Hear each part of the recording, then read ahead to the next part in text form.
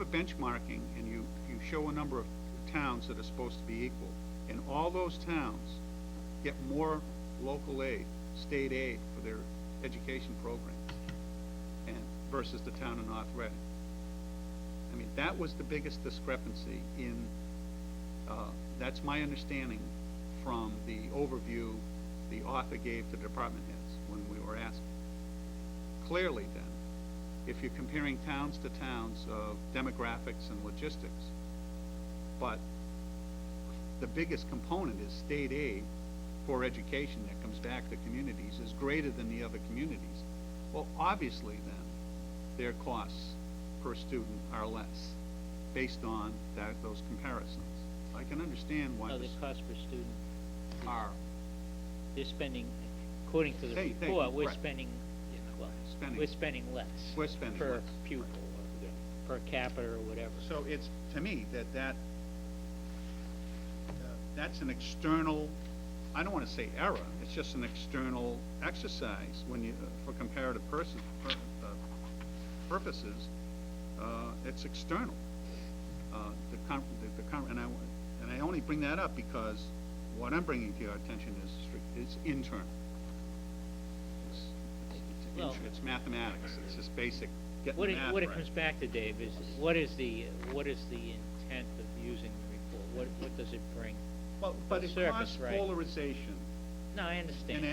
And we need to get beyond that and understand, everyone need to understand why it caused it, and get vent it out, and then get there, the reality check of why, and then move on, so that we don't get into some kind of fight, go all the way through town meeting over $8,000 benchmarking exercise. I don't think that's gonna happen. Well, I would hope not. I don't think it's gonna happen, and if some people are going to start to do that, try and do that, I don't think our board's going to Well, I'm join glad to in that hear fray, that. other than to the extent of saying that's not what the purpose was for. And again, I think it's important, the dialogue that we're having now, the constructive criticism that's being levied against the consultant is a good thing, because it made us go back individually on a department by department basis to take a look and pick apart what they did, which in turn makes us look at what we're doing and how we're doing things. To me, that's a good thing. You know, it's a necessary exercise, and if we can use them as the stimulus to promote some more discussion and understanding, and not just amongst ourselves internally here in Town Hall, but within the community, money's well spent. What it's given me is a broader objective at looking at our overall budget, expenditures and the way we're doing things. And, you know, I think there's some value to that. Right. And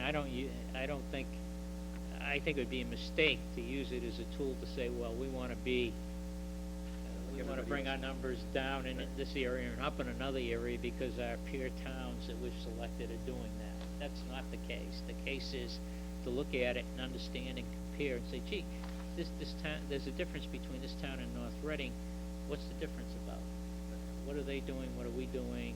Are there errors in the numbers? Because, you know, I mean, when you take an accumulation of all the communities in the state, which is what municipal benchmarking has done, and collected this data from tons of different sources. I mean, we all know that, we should know that there's going to be discrepancies, and, you know, it would be amazing if everybody reported everything exactly the same way, and therefore you could make maybe a better comparison. And then there's reasons why we do things differently than other communities for purposes that the community decided years ago. If you look at some of the detail in the various budgets of what gets done, and you make the comparisons, maybe we spend a little more on snow and ice than another community, but you know, our roads clearly are safer. Look at the records, and you know, drive out of North Reading on any day of a snowstorm, and you see the difference. Now you could say, well, we'd be happy with 2 inches of snow on the road all winter long, and we'll cut the snow and ice budget. You know, that's a decision that can be made, but not necessarily a good one. All right, with that, thank you very much, Dave. I think that was a very well prepared presentation. Thank you. We're going to take a 5-minute.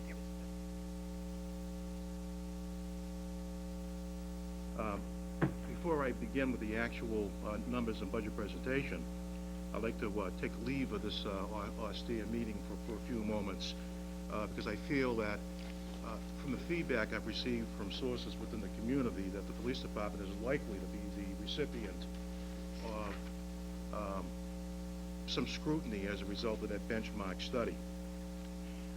So in preparation to defend our budget, if you would bear with me, the police department has submitted an honest, ethical, and accurate representation of the North Reading Police Department's fiscal 2009 needs.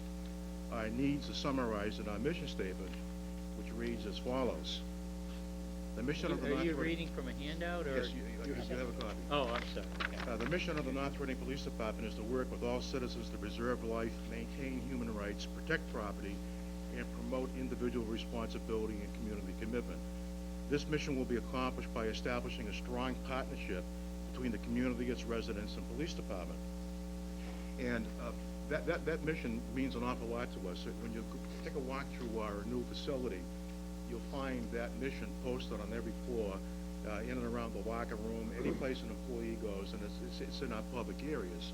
And along with that, we publish our value statements as well, which you'll find in our budget submission. What I have found, however, is that in submitting this honest, accurate, and ethical representation, is that I've been somewhat naive in my submission. For example, when we get into the numbers for overtime, I've sat here for a number of years and learned and watched, particularly from the input from the board and from the finance committee, to take a look at the number of actual hours we use for certain categories of overtime. For example, sick time. It was a member of the finance committee that pointed out to us a number of years ago that, to my former boss, Chief Manel, they said, Chief, you have in here about 2,000 hours for sick time coverage, but in reality, you only use about 100 hours a year. And that kind of took us back and broke us out of that old traditional mold of building in inflationary numbers. So the submissions from that time on have been accurate representations.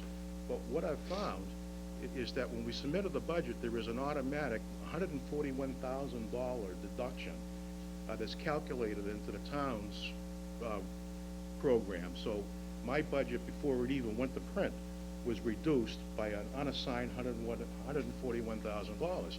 Now, what does that tell me?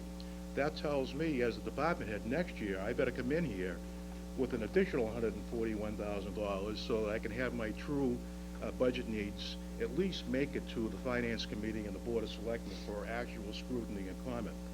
David, excuse me, what do you mean by there was $141,000? It started, from what my research has told me that it started about 3 or 4 fiscal years ago when there was some kind of a shortfall, and it was an agreement between the school department, finance, and the Board of Selectmen to make cuts across the board. And I forget what the percentage was. And that came out of our overtime. But from that point on, that $141,000 apparently has shown up as an automatic reduction in the department's request before it even makes for you folks to scrutinize that and give me a chance to defend our needs. So we're starting off in the hole. And Greg is aware, and Joe's probably aware, that right now we're in trouble with our overtime. We have a strong austerity program in place currently where we're not filling overnight shifts. We're monitoring even the afternoon and day shifts, and not so we're creating a situation where we're not delivering the level of services that the community is used to, creating an issue of safety within the community and for our officers by not filling some of these shifts for a significant portion of the year. And we're still going to be short, and guess what we're going to be short? $141,000. And so we will be coming back to this austere group at some time, probably beginning of March, or middle of March, saying, listen, we're about to be out of overtime money, and it's going to be short that amount. I'd like to remind the group gathered here with a quote from the International Chiefs of Police Association, worked in conjunction with the International Association of City Mayors, and they come up, the primary purpose of government is to provide for the public safety. A legitimate risk to the public or staff health and safety, if demonstrated, must be taken into account before any budget cut is considered or implemented. A risk analysis considering possible threats and the probability of occurrence must be accounted for. So what we've done over the last couple of days in preparation for defending our position is we went back over the last 3 years, and we took a sampling of some of the categories of incidents that the police department responds to. And if you look on page 2 of your handout, you'll see that. For example, alarms. In the year 2006, we had 717 alarms versus 647 for the year before that. And this is the calendar year, by the way, folks, too. Disturbances, we had a significant increase in the number of disturbances reported in 2006 over the previous 2 years. And this follows along and goes over to page 3 of this document, where you'll see arrests, for example, seem to be down, but that was impacted by a conscious decision on the part of our department to subpoena in or summons in people whom we traditionally would arrest for minor offenses because of the fact that we were housed in a temporary headquarters without a certified jail. And it was a problematic. We felt we were putting the town of Wilmington in a position of liability and taking advantage of their support of this agency. So we cut back on the number of arrests and turned that into summons some people to appear in court. We provide welfare checks. You know, we get calls from residents or from people out of state. Would you please check on my elderly mother or aunt or grandmother, and we dispatch officers and take care of those kind of things. And those things have gone up somewhat over the last couple of years. Community service activities, which I think are paramount to the survival of a modern police agency, have risen significantly. In the year 2006, we had 869 incidents or activities that the police department participated in, and that ranged from officers going out and talking to pre-K schools, to talking to Browning and Girl Scout groups, talking to citizens groups like the Rotary or other kinds of organizations, so that they can put a face to the North Reading Police Department. And then our calls for service rose dramatically in 2006 over the previous 2 years by about 2,000. And all these things will come into play in a few minutes as I show you the two traditional formulas that are used to determine the level of staffing for a modern police department. Continuing on. Ed, before you go on, just a quick question. Calls to service, taking a steep jump like this, what do you attribute that to?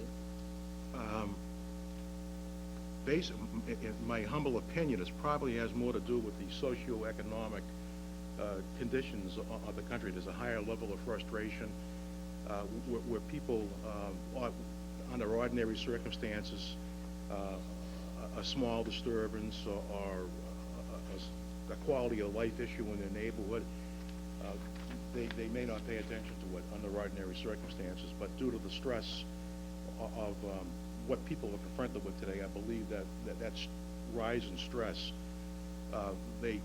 People have a tendency to turn to or complain more often about neighbors, complain more often about activities for example, we've had to respond to many instances of kids playing basketball in streets or playing street hockey in streets.